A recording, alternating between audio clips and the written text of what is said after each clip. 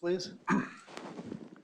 Pledge allegiance to the flag of the United States of America and to the republic for which it stands, one nation, under God, indivisible, with liberty and justice for all. Welcome everybody to the City Council meeting on Zoom and in person. Mr. Dankert, could you do the roll, please? Mayor King. Present. Councilmember at Large Austin. Present. Councilmember Pashusta. Present. Fisher. Present. Baskin. Present. Obala. Present. Waller. Present. Postma. Present. We have a quorum, Your Honor. Thank you. Item number 1 is looking for an adoption of the agenda plus the additions. So moved. Second. Paul and Rebecca, thank you. Tom? Oh, we can do it. Well, everybody's here. All in favor? Aye. Opposed? Passes. Item number 2, approving minutes from the March 15th, 2021 meeting. So moved to motion. Second. Paul, Jason, thank you. All in favor? Aye. Opposed? Motion passes. Recognitions and awards. We have several of the Austin Packer dance team on the Zoom to recognize their efforts this year. I believe they got second place in the state dance competition, and I think there's a long history of them going to state, 19 or 20 years. Maybe they can explain, as well as introduce those players. So we have Coach Kayla Sellers. If you'd please address the council and maybe introduce the dance team. Yeah, I'd love to. Hi, I'm Kayla Sellers, and first, thank you for being here. We were extremely honored, or thank you for having us here, I should say. We were honored when we were invited in, and I'm excited that the girls are being recognized in the community, so thank you. Yeah, we have been going to state for the last 19 years, and this year we broke through and got a second place medal, which is the highest Austin's ever placed. And it really is an honor, and these girls, they work really hard to get here, and some of them are here today with us, and I believe my assistant coaches are as well. Madison Wagner's with us, my assistant coach, Alyssa Brago, and then I also have my captains here, and I believe Craig asked them to speak if that's okay. Excellent. All right, I'll let them take over. Hi, my name is Grace Bobby. I'm a senior captain of the dance team, and we just wanted to say a little bit about the season. And this is a really different year, but we took it really strong, and we knew what we can do as a team, and we were a really close team this year. And even with all the restrictions, we know what we could do with the team, and we proved that to everyone. So we're just really proud of ourselves this year. Excellent. Thank you.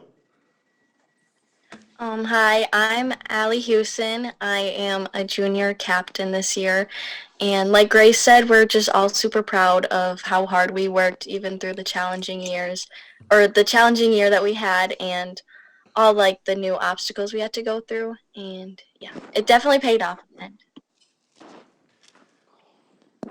I'm Paige, and I am a senior captain this year.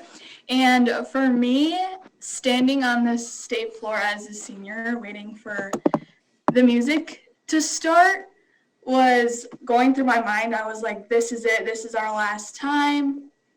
And I think to be a part of the team that was able to get second, I was very grateful and humbled to hear our name, because it makes us feel very proud, and that we were the leaders and we were that team that was able to do that. Excellent. Thanks, Paige. Hi, my name's Meredith. I'm a junior captain this year, and I think that this year was really hard with the changes, but I think it only made us better. But what really sticks out to us is the support in the community that we have. Anywhere you go and you talk about the APDT program, people will recognize our accomplishments, and they'll see us, and they always come up and talk to us. I go a lot of places and around the community, and they always have something to say, positive too. But without the support in the community and the crowd, we wouldn't be where we are today. So we just thank you guys for your support. Yes, very nice, Meredith. Thank you. Hi, I'm Kennedy Bell, and I'm a junior. I'm Mackenzie Carter, and I'm also a junior.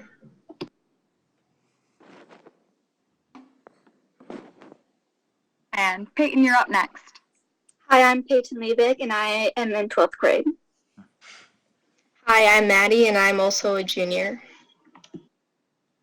Hi, I'm Toria, and I'm a senior. I'm Kendall, and I'm a junior. And those are the members we have with us today. So thank you again for inviting us, and thank you for all the support. We absolutely love representing Austin when we go places. It's just really special. So thank you. Right on. Well, thanks for joining us, and it's an incredible accomplishment, 19 years in the state tournament, and being able to take second this year raises the expectations for you juniors coming back. To get that 20, I don't want to put too much pressure on you, but Austin would support you even more if you got first place. So, Wow. best of Noted. luck. No pressure.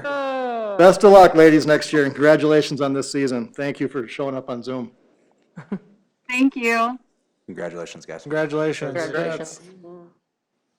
All right, moving on to, in recognition and awards, I believe Laura Helly's on for the Southeast Minnesota Arts Council presentation. Miss Helly, I am. welcome. I am. Good evening. Good evening. Good to be back among all of my friends, even though I'm not there in person. You guys are well aware I'm one of those people that wears a lot of hats in the community. So the hat I'm wearing tonight is as a board member of the Southeastern Minnesota Arts Council. So we're a regional arts council, and we've really been working on doing some outreach to all the various communities that we serve to make sure that you know that we exist and what we're doing for the region. And so if you've never heard of Southeastern Minnesota Arts Council, or CMAC as we're sometimes called, this is the perfect presentation for you. We're just going to very briefly give you an overview of what CMAC is and what we do. And with me tonight from the CMAC board is Lee Gundersheimer. Some of you might remember that Lee came to our community to talk to us about their arts and culture efforts in Winona. He works for the city of Winona as their culture coordinator. I think I have that title right. And Lee's going to lead us through the presentation, and then we have a couple of Austin community members who are going to talk about the impacts of CMAC grants for them personally or in their organizations, and that's Miranda Moen and Randy Forstner. And so they'll be bopping in to make some comments as Lee goes forward with the presentation. I just realized that I missed a vital step, which is Lee is going to want to share his screen so he can share a PowerPoint. So I think Anne would be the one to maybe change that permission and let Lee share his screen, if we can get that rolling. Sorry, guys. I should have started with that. Actually, I should have. It's on. Go ahead. It's on? Okay. I should have piped in with that when we were all laughing about Holly's dogs, but I was distracted. Anyway. Go ahead. Thank you for joining us. Go ahead, Lee. Hello, Mayor and Council. Thank you so much for letting me join. Can everybody see this? Yes. Yep. Yes.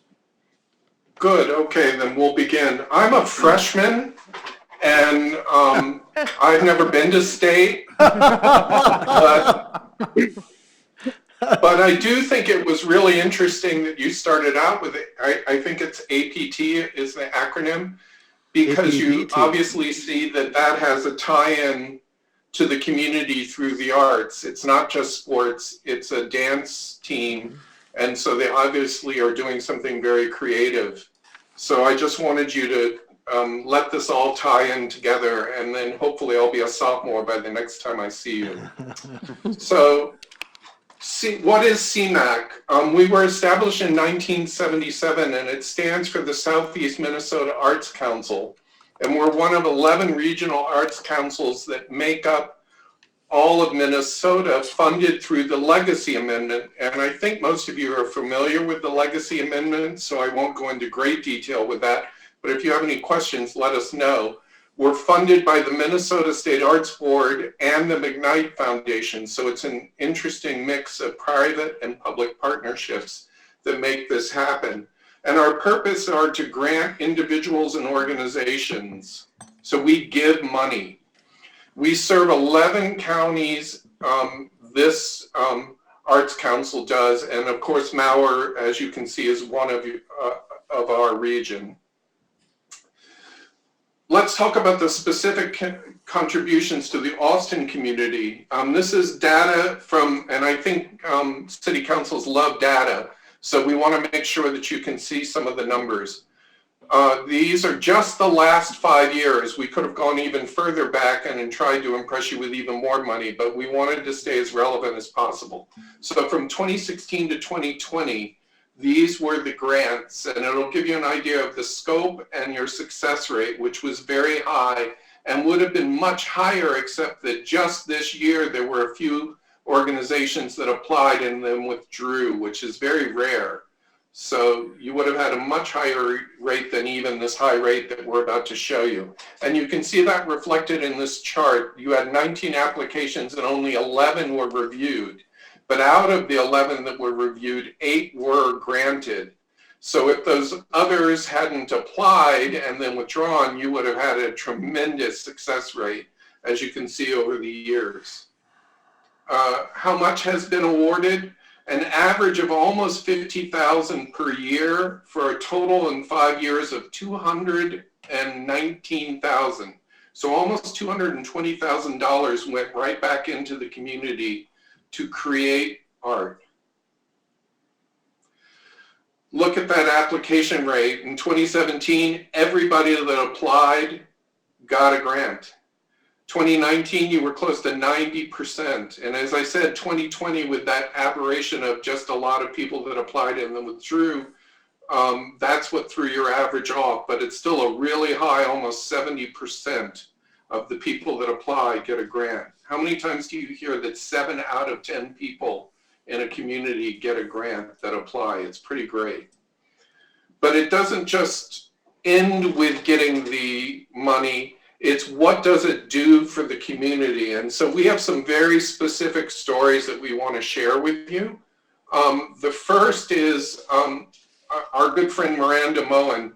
And I think most of the people in the community might know her already, but if you don't, you're in for a treat. So I'm going to turn it over to Miranda and let her tell her story really briefly. Thanks, Lee, and thanks, Laura, for having me here today to share my story. So I'm Miranda Moen. I run Moen Design Practice, which is based in Austin, although out of my house. I established it in 2019, right after I moved to Austin. And I'm an architectural designer working towards my architecture licensure, hopefully beginning that in the next year or so. COVID has really helped slow down things, so maybe I have a little bit more time to study.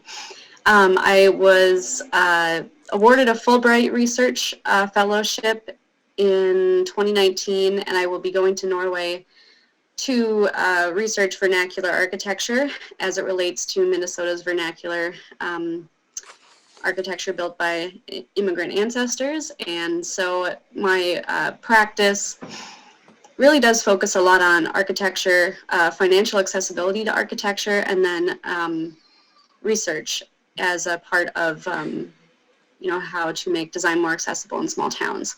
I'm actually from Caledonia, Minnesota, so Houston County. And so I received the Emerging Artist Grant from CMAC, and after I graduated from Iowa State in 2019, I moved to Austin, where my partner is from, and I didn't really know very many avenues that I could work on my creative side of my practice, especially as a newly founded practice. And so I checked out CMAC, and I believe I heard about it, maybe it was through Laura, but I was very new to the community and I just heard about it, and I found the Emerging Artist Grant and I fit the qualifications, so I applied.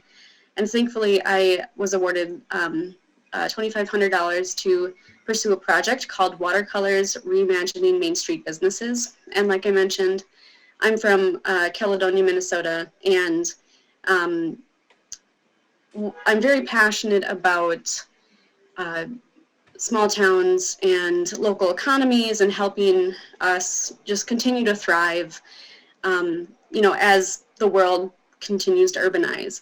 And so as an architectural designer, I thought, well, I have skill sets that I don't believe a lot of small towns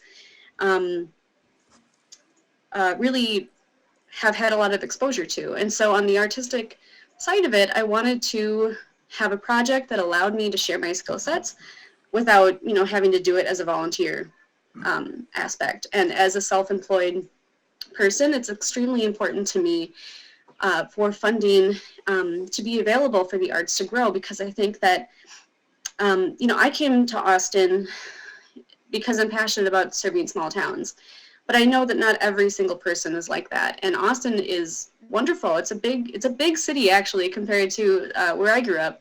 And I think that we can really attract a lot of young people and a lot of people, you know, to our town in general. And my goal is actually just to increase the creative sector here. And so with Watercolors Reimagining Main Street Businesses, where I'm from, there's a lot of buildings on Main Street that are just kind of vacant, or the owners have owned it for a long time and just, they're kind of stuck. And so what I did was use architectural rendering like the one on the screen. It's a hand-drawn rendering reimagining an existing vacant gas station in Spring Grove, Minnesota. And essentially my goal was just to help spark an interest in owners to revitalize existing buildings. And so, you know, with the pandemic, I definitely had to alter a little bit of stuff, but I was able to use the money to not only fund my work, but also to, you know, put it up on my website, try and get it branded out there, and get community members to see a lot of the exhibit that was now virtual. And I really wouldn't have been able to do this without the CMAQ grant, because, you know, you can tell yourself you're going to do things all day, but unless you have, you know, money to counteract the time that you're spending as a self-employed person, it's really impossible. So I really appreciate getting this grant from CMAQ. Thank you so much, Miranda. And there are two takeaways from that I hope Mayor and Council you'll keep in mind. And one is that Miranda has moved to Austin. So you have got a creative person who has chosen to reside in your city. Thankfully, the relationship helped, but certainly the spirit and the enthusiasm of the community is keeping her here. And the other thing is that she wasn't quite sure of how she found out about CMAQ, and we're going to get to that in a minute as an ask from you as a council to help us to spread the word. But before we do that, I want to give someone who I'm pretty sure most of you know, Randy Forster, a chance to talk about what Somerset Theater has accomplished in your community thanks to CMAQ. Take it away, Randy. Thank you, and thanks for giving me the opportunity to talk with you guys today. I am the co-executive director of Somerset Theater, along with John Dale, who's my counterpart. So I've been on the board for Somerset since I moved, since 2007, and then I became the co-executive director back in 2015. So, and the first year that we actually applied for funding through CMAQ was in 2016. And we've been very fortunate to receive multiple grants over the years, ranging from $3,000 for production assistance grants. In the last couple of years, we've received 10,000 arts and cultural heritage grants. So when I talked with Laura a little bit earlier today, the two takeaways that I wanted to take that we really benefit by having a partner with CMAQ and being able to get grant funding through, it really allows our program to produce bigger shows. It allows us to have a bigger production value. It allows us to get more people involved. It allows us to have more costumes, bigger cast size, which in turn gives us a bigger return on our investment. As an example, the last two shows that Somerset Theater did was probably our biggest in the last, most recent history was, we did The Little Mermaid, and we had 1,733 people attend for an average of 217 people per performance, which is really great considering the theater at Frank W. Bridges Theater holds just a little over 300. So when we're getting that many people come to a production, it is fabulous. Mamma Mia, on the other hand, did more than that. We had 1,973 people for an average of 247 people attend. And both of those shows, because of the funding we received, we were able to produce more shows. We did 8 productions of each of those shows. The other big takeaway that since we kind of had bigger productions, it also gives us an opportunity to give back to the community. Since we started receiving funds through CMAC, we've started kind of a Theater for All program where we've committed to each year or each production to give away 100 free tickets to underserved community members. And that could be members from area group homes. We partnered with the Be Your Best program at Riverland Community College. We've given tickets away to participants who attend the Matchbox Summer Theater Camp as kind of an incentive for them to see another type of a production. And we've also partnered with the newcomers at the Hormel Institute. So people who have moved here from a different country, in fact, who've never really seen a live production or gives them an opportunity to get involved in the community, we've given them free tickets. And with those free tickets, our purpose and our goal is to give people tickets who've never, ever seen a live theater production, give them an opportunity to get involved in the community and see that we really do have a first-rate theater company that is community-based right here in Austin, Minnesota. So thanks to CMAC for all of their funding. And COVID kind of made us rethink our season a little bit this year, but we are pleased to announce that we will be doing, last year our season was canceled and we postponed it. We came up with some different ideas, but we are going to have a Somerset Theater this year. It will look a little different. We're not going to be doing the big Broadway style musicals, but we're going to be doing some smaller shows. We're going to be doing 2 smaller shows in the Peace Garden at the Hormel Historic Home this year, with a limited capacity audience and an opportunity to perform outside, which will be much safer for our audience members, for our cast members, and the shows that we're producing only have 4 people in. And the end of the summer, we're going to do a smaller show in July that only has 2 people in it, and we're going to be doing that in the theater at the college with limited capacity.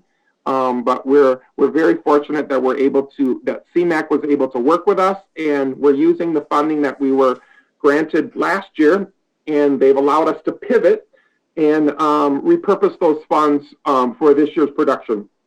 So we're grateful for that partnership with CMAC that we've developed over the last couple of years. So thank you, Randy, so much. Greatly appreciate that story. And Mayor and Council, again, one of the great takeaways from that is that ABBA is more popular than Disney. So don't ever underestimate ABBA. And the other thing that's really important leads us to the next thing, which is the breadth of the organizations that have actually gotten awards. As you can see, the symphony alone has won 13 grants from CMAC. Somerset has done 6 grants that were successful, the Children's Theater 10, and you can see that you've had 2 individual artists that were awarded too. As Randy mentioned, it's very important for us to be reaching out to underserved populations. We want to build relationships with the regions, so we're going to do this type of presentation in each of the different counties and the major city councils around the region. And we want to use the arts to improve communities. So what do we want from you? We want you to become ambassadors of CMAC.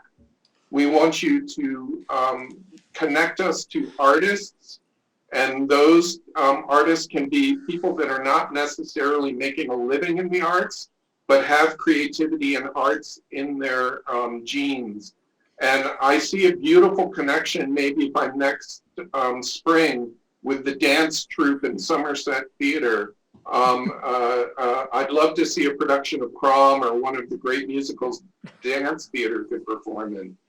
But other than that, we'd also like to see underserved and unserved Black, Indigenous, Asian, Latinx, all sorts of minorities and underserved populations get grants. We're actually creating categories for those that will be announced shortly. So we really have a focus on making sure that underserved populations will be awarded funds. Thanks for this time, and please remember that it's all about making connections. So if you could reach out to us to introduce different artists and creatives to CMAC, we'd greatly appreciate it, so that by the next time Miranda tells her story, she will be able to say it was the city council that connected me to CMAC, and I remember it clearly. Do you have any questions for us? I know we've taken up quite a lot of your time. Council, questions, comments? Yeah, I'd just like to say thank you, Laura, Miranda, Lee, and Randy. And Lee, you made a comment that Miranda moved to Austin. We're happy to have her as a newcomer with her talent and skill, but we also have room for a freshman like yourself with your skill set. So if you ever want to give up Winona and move to Austin, we'd be happy to have you. Maybe give you a parade if you do move here. All right, I'll keep that in mind. All right. But remember, you promised your parade. All right, well, thanks, folks, for the presentation. Have a great night. Thank you. Thanks for your time. Yep. Thank you so much. All right, moving on to item number 4, the consent agenda. Looking for a motion to approve. So moved. Paul? Second. Joyce? Okay, all in favor? Aye. Opposed? Motion passes, thank you. Bid opening and awards, item number 5. Receiving bids for Riverside Arena roof replacement. Stephen? A little more discussion on this item than we normally have for a bid award, but we've talked about this project in the past, and we've been budgeting for it for the last couple of years. This is the Riverside Arena roof replacement and insulation project. So we bid the project out with a base bid that would involve tearing off the existing shingles and adding R30, a layer of R30 insulation, and then resheeting and shingling the building. That was our base bid. As you can see below, those base bids came in with Heritage Exteriors and Restoration being the low bidder of the base bid at $397,032.69. That falls within our project budget of $435,000. So just looking at the base bid alone, insulating and getting replacement shingles, that would be the way to go. But we also looked at a couple different alternatives. Alternative number 1 was to substitute the insulation for structurally insulated panels. Based on the prices, we would not recommend moving forward with alternate number 1. Alternate number 2 would involve substituting metal roof panels for the asphalt shingles. And that is something we would like to go into depth a little bit more as we continue on here. Alternate number 3 was to establish a price to replace the Tectum decking that we have. That is, if you are inside the arena and you look up at the underside of the ceiling, there is a white Tectum material there. It does a lot of sound dampening and creates a great decking product. And we don't know if any of that is in bad shape and needs to be replaced at all. We do not know that until we get up there and start the removal. But we wanted to establish a unit price so we didn't have to try to negotiate with the contractor after the fact. So we have that set as alternate number 3 with the low bidder of Heritage being $40 per square foot. Now, to talk a little bit more about alternate number 2, the substitution to a metal roof. So the existing asphalt roof the building was constructed in 1972. That asphalt shingles have been replaced in 1982, 1998, 2012, and now again in 2021.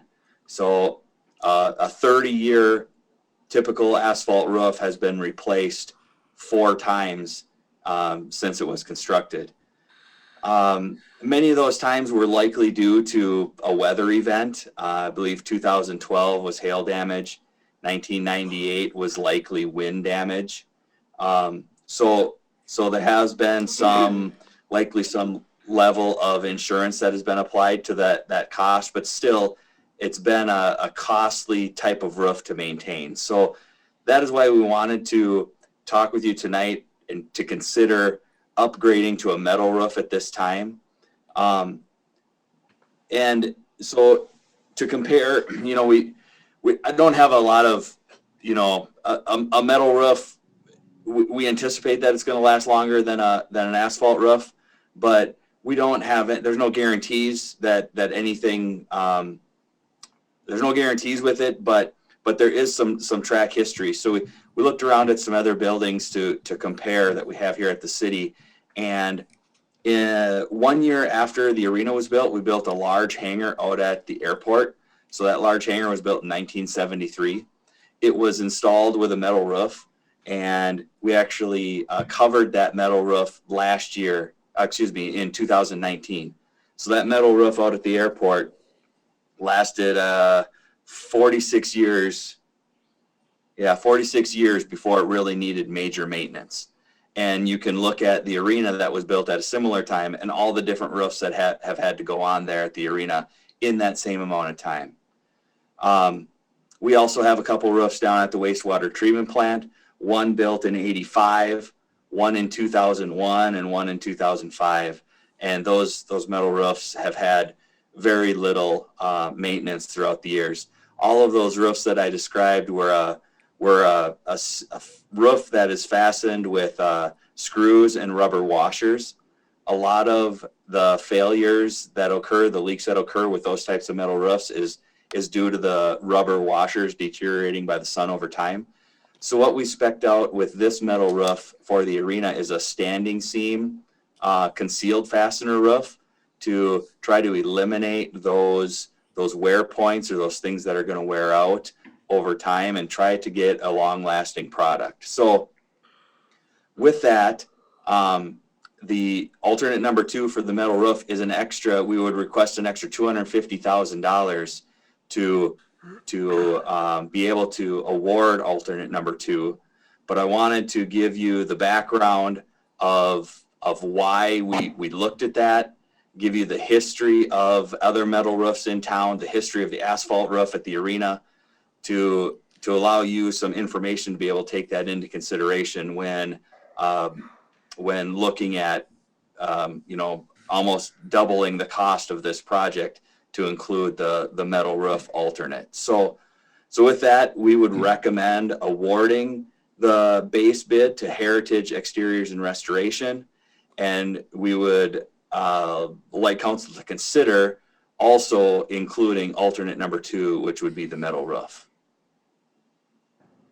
Okay. Does anybody have any questions? Council? Stephen, are there any concerns about acoustics with a metal roof in there and how loud it may or may not be if we're having weather while there's an event going on? Metal roofs are becoming much more common. I don't have one. I don't know if anyone on the council has a metal roof and can speak to that. But generally, I would anticipate that the noise would come in the summer with heavy rainstorms, and generally the use in the summertime is much lighter. Our use at the arena is usually with spectators is usually October through April. And, weather events outside that would cause loud banging on the roof would be much fewer and far between during those months. I assume that R30 insulation would help too, whether it's blown or craft face or layered, whatever. Yeah, this will be rigid insulation, but yes, I agree, Mayor, that would have a potential to decrease the noise carrying through the roof, yes. Okay. Stephen, clearly the asphalt has some issues, especially weather related. If we would have had a metal roof, would we still have had the same replacement schedule, or do metal roofs better withstand those weather events like hail that we know we're going to get? I think that 1973 airport roof is a great apples to apples comparison. any weather that the Riverside Arena would have gotten over those from 1972 until today likely would have occurred out at the airport as well. And there we had a metal roof that lasted 46 years with very little maintenance. So using those two as a comparison, that would tell me that a metal roof has a longer longevity. One comment in talking with the contractor on the project, maybe it was the metal roof supplier. I've talked to a couple different people on it, but they indicated that, you know, a metal roof, it's not hail proof, but he mentioned, you know, it can handle up to golf ball size hail. He said you're going to see some major damage if you're getting something bigger than golf ball size hail. And I thought to myself, we're going to have major damage throughout the entire community if we have hail that size. So to know that the arena roof, you know, maybe has some dents, but it's going, you know, we don't have to attend to it day one after the storm, and we can attend to other things, give some level of security there as well. Thank you. Okay, if there's any, no more questions or comments, looking for a resolution for number 5. So move the resolution. Second. Paul, With the metal, Mike? with option 2 or just as is? Two. With option 2? Yep. Okay. Resolution awarding the bid to, was it Heritage, Stephen, exterior restoration with a metal roof option? Stephen? Mayor? Correct. So the option for the Tectum panels, if that's necessary, we'll come back later for approval of that, or do you want option alternate 3 approved too, Stephen? Thank you. Yeah, it would be best to approve alternate 3 as well. That sets the price as we encounter bad panels that need to be replaced. Thank you. Thank you. Councilmember Fisher amending the motion to include the Tectum. Yeah, so moved. Okay. Second. Second. All right, Mr. Dankert, take the roll, please. Councilmember Pashusta. Aye. Fisher. Aye. Baskin. Aye. Obala. Aye. Waller. Aye. Postma. Aye. Councilmember at Large Austin. Aye. Resolution passes 7-0, Your Honor. Thank you, Tom. Number 6A, receiving bids for asphalt street reconstruction projects. Stephen? Yes, Mitch has been here at previous meetings presenting to you all of our different street reconstruction, and we combined all those for our asphalt street projects.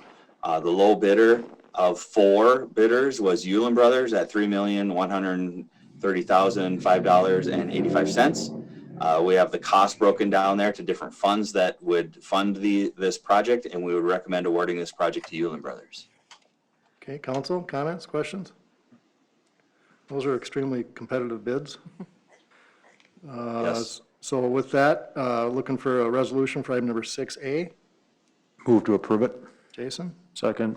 Paul, thank you. Tom, take roll, please. Councilmember Pashusta. Aye. Fisher. Aye.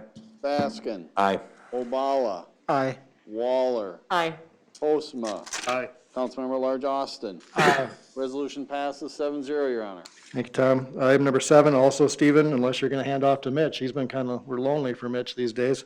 Receiving bids for the concrete street reconstruction projects. No, I'll take that one as well. So this is the project down by the post office. And again, 2 bidders on this project, Doyle Connor being the low bidder, $823,551.50. We would recommend awarding this project to Doyle Connor. Okay, council? Hearing no comments, looking for a resolution for item number 7A. So move the resolution. Paul? Second. Rebecca? Tom, roll, please. Councilmember Pashusta. Aye. Fisher. Aye. Baskin. Aye. Obala. Aye. Waller. Aye. Postma. Aye. Councilmember at Large Austin. Aye. Resolution passes 7-0, Your Honor. Thanks, Tom. Item number 8, looking for a motion approving the pricing platform reduction and additional investment options for the nationwide deferred comp 457 plan. Tom? Before council tonight is just a motion we're going to request from them to approve a minor change or a major change, depending on how you look at it, for our nationwide deferred comp 457 plan. These are dollars that only the employees can put into a retirement plan, much like a 401k. The employer is not allowed to match into this program. Based on an inquiry from Police Captain Todd Clennon, we initiated a discussion with Nationwide, And after that discussion, they agreed to reduce their management fees or their portion of the fees by roughly 29%. That overall, based on current balances, would save employees about $19,000 annually.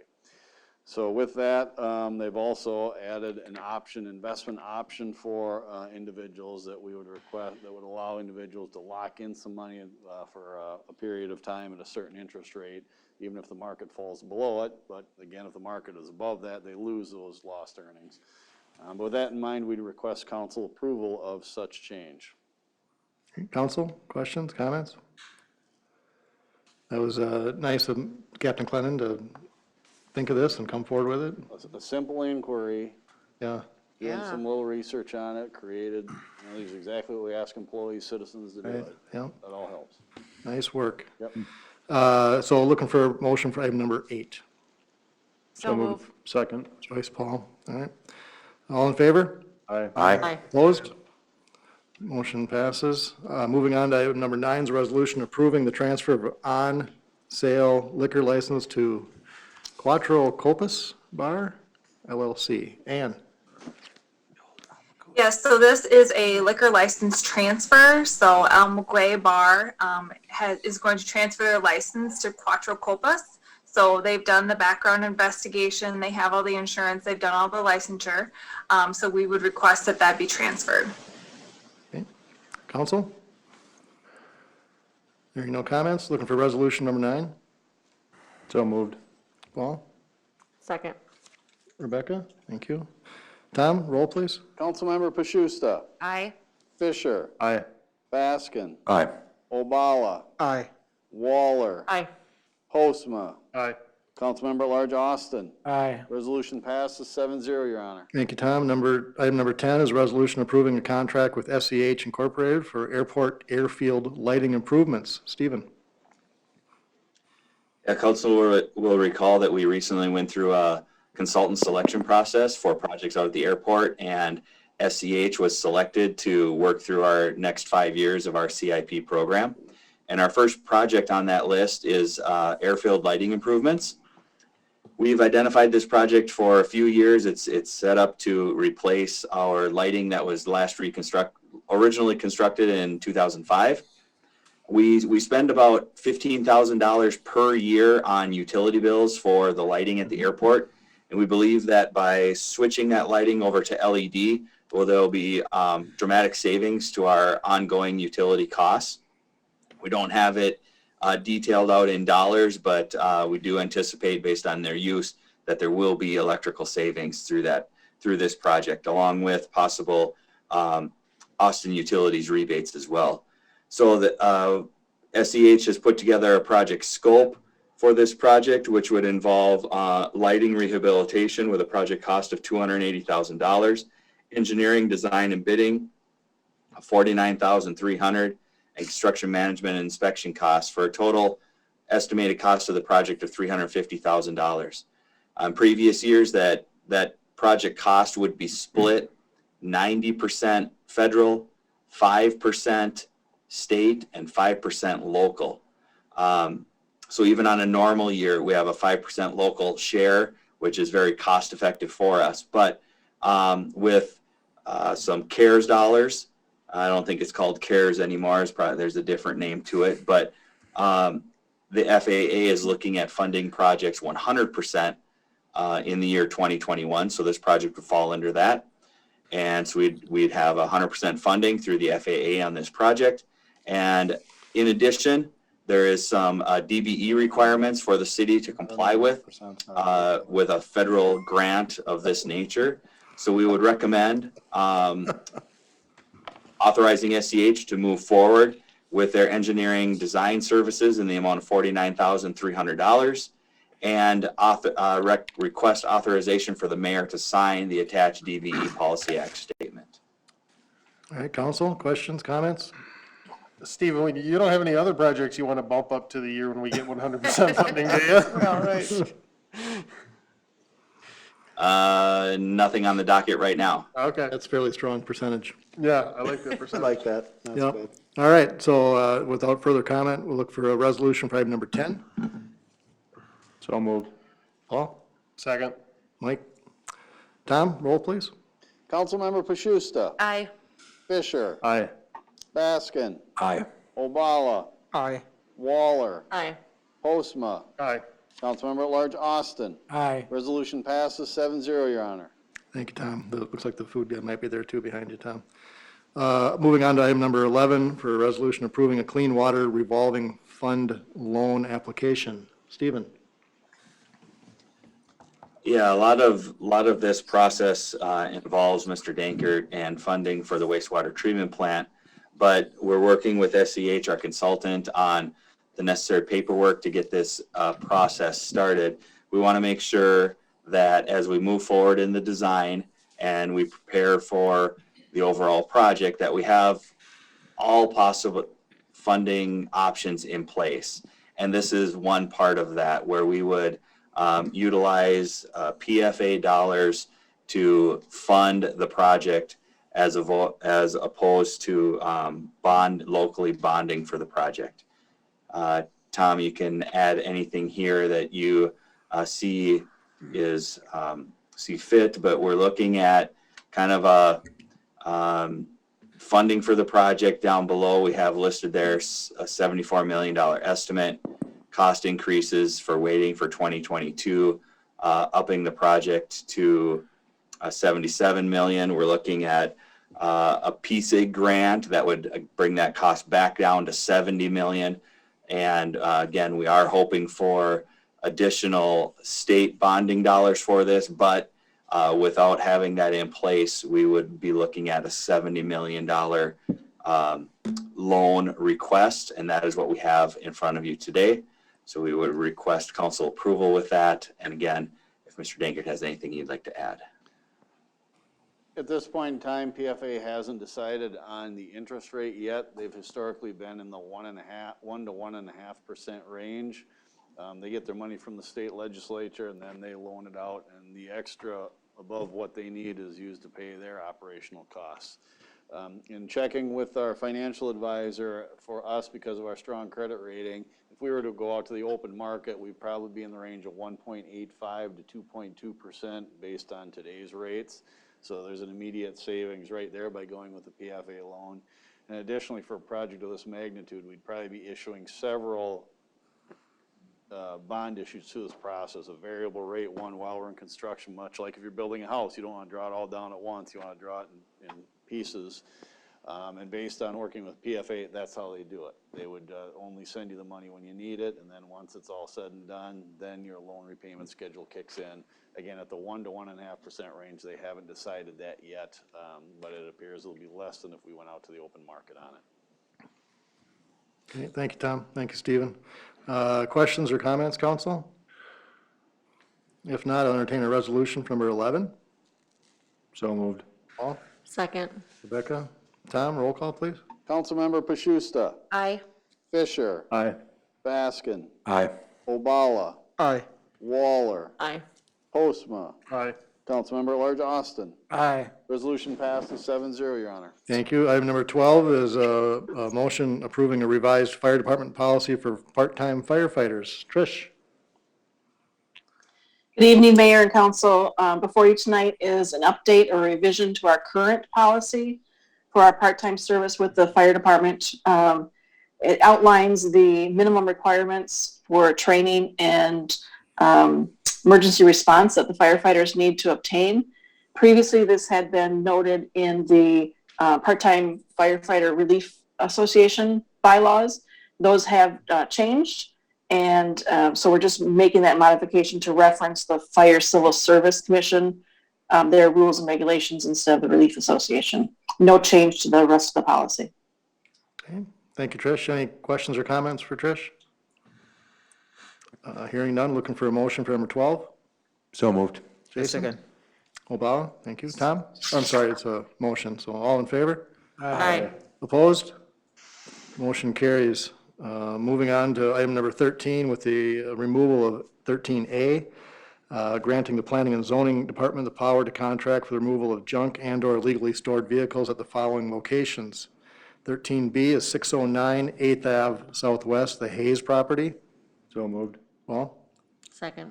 Rebecca? All in favor? Aye. Opposed? Carries. 13C is 904 12th Ave Southeast, the Franco property. Looking for a motion. So moved. A second. Paul and Obama. All in favor? Aye. Opposed? Motion carries. 13D, 305 First Ave Southwest, the Messerschmitt property. So moved. Paul? Second. Rebecca? All in favor? Aye. Opposed? Carries. Last one, 13E, 1101 12th Ave Southwest, the North Star Homes property. So moved. Paul? Second. Oh, boy. Rebecca and Joyce. All in favor? Aye. Opposed? Motion carries. On to citizens addressing the council. Are there any citizens present or on Zoom that wish to address the council on items that aren't on the agenda? Hearing none, on to honorary council member. Teresa, you're here with us today. Any comments from you? Just tell us how much you're enjoying your time here with us. That's what you like to say. I know you do. All right, thank you. Reports and recommendations. Craig? Yes, thank you, Mayor. We got news from Mayo Clinic that Dr. Shoddy is stepping down as CEO, and his leadership role there has been over 2 decades in that capacity, and he'll transition this midsummer. He will continue as an orthopedic surgeon, but I wanted to provide a shout out to him for his community service that he's done and impacted Austin and other communities, so thank him for that. We did meet with Senator Dornick and Representative Mueller on our 90% design of the wastewater treatment plant, and that was, they appreciated that. And good discussion about that as it's moving forward in the legislative process. And otherwise, that's all I have. And Julie Kleinfelter has an item from other staff. All right, Julie, welcome. Hello, nice to see you. I just wanted to let you know that the Social Justice Book Club will be continuing on this month, April 15th. From 6 to 7, we're going to be doing the new Jim Crow, Mass Incarceration in the Age of Colorblindness by Michelle Alexander. So if anyone's interested, they can contact us at the library and we can send you that Zoom link. Also coming up on May 22nd, this is a little bit of a heads up, but the Austin Page Turners had to cancel their event last year and they're able to do it this year. They got the author Allison McGee is going to be coming on Saturday, May 22nd. And we just started advertising that she's going to do a free writers workshop that morning at 10:30. It'll be out in a tent in the park, in Horace Park, right next to the library. Bring your own chair. And if you want to sign up for that, you can also contact the library. And then lastly, Mayor and council members, I just wanted to let you know that the library will be sending off a grant today, or not today, this week, for $350,000. We're asking for the Minnesota Department of Education's construction grant to match the funds that we have for our CIP in 2020, in addition to some donations that we've got. So if that happens, I will be coming to you with details on that also. And that's all I had today. All right, thanks for your work on that grant, Julie. Anybody else, Greg? No. Department heads? No. Council, let's start with Councilmember Fisher. I've got nothing, Your Honor. Jason?